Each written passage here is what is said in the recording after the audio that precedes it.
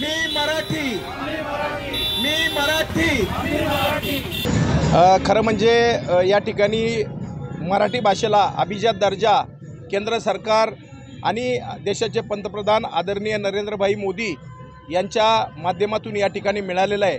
तसेच आमच्या राज्याचे उपमुख्यमंत्री आदरणीय देवेंद्रजी फडणवीस साहेब, राज्याचे मुख्यमंत्री आदरणीय एकनाथ शिंदे साहेब, तसेच उपमुख्यमंत्री अजितदादा पवार साहेब व त्यांचं मंत्रिमंडळ यांचं देखील या ठिकाणी अभिनंदन करतोय।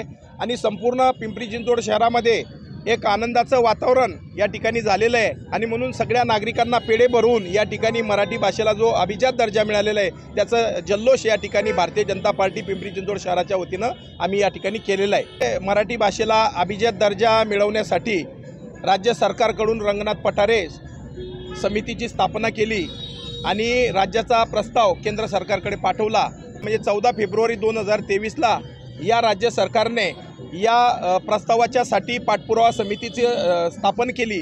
ज्ञानेश्वर मुळे साहेबांच्या माध्यमातून या ठिकाणी पाठपुरावा समिती तयार केली आणि या पाठपुरावा समितीमुळे आज जो कळस या मराठी भाषेचा जो आहे तो ज्ञानेश्वर मुळे यांच्या समितीच्या माध्यमातून मिळालेला आहे। आणि म्हणून त्यासाठी अनेक सामाजिक संस्था असतील, सामाजिक संघटना असतील, त्यांनीसुद्धा या ठिकाणी मराठी भाषेला अभिजात दर्जा मिळावा यासाठी सातत्यानं प्रयत्न केलेले आहे। शेवटी महाराष्ट्र आणि मराठी भाषा जर या ठिकाणी विचार केला तर ज्या देशामध्ये वेगवेगळ्या भाषा आहेत त्याच्यापेक्षाही मी म्हणेल मराठी भाषा खूप आपली प्राचीन काळापासूनची भाषा आहे। संतांची भूमी ही महाराष्ट्र आहे आणि संतांच्या भूमीमधून ज्ञानेश्वर माऊली असतील, संत तुकाराम महाराज असतील, संत एकनाथ महाराज असतील, या संतांच्या भूमीमुळे या ठिकाणी मराठी भाषेला आपण जर बघितलं तर प्राचीन काळापासून यांच्या साहित्यावरती आजही देशामध्ये जगामध्ये अनेक मंडळी एका ओळीवरती PhD करतायत आणि म्हणून आम्हाला गर्व आहे, अभिमान आहे की या मराठी भाषेला या ठिकाणी अभिजात दर्जा केंद्र सरकारच्या माध्यमातून दिलेला आहे।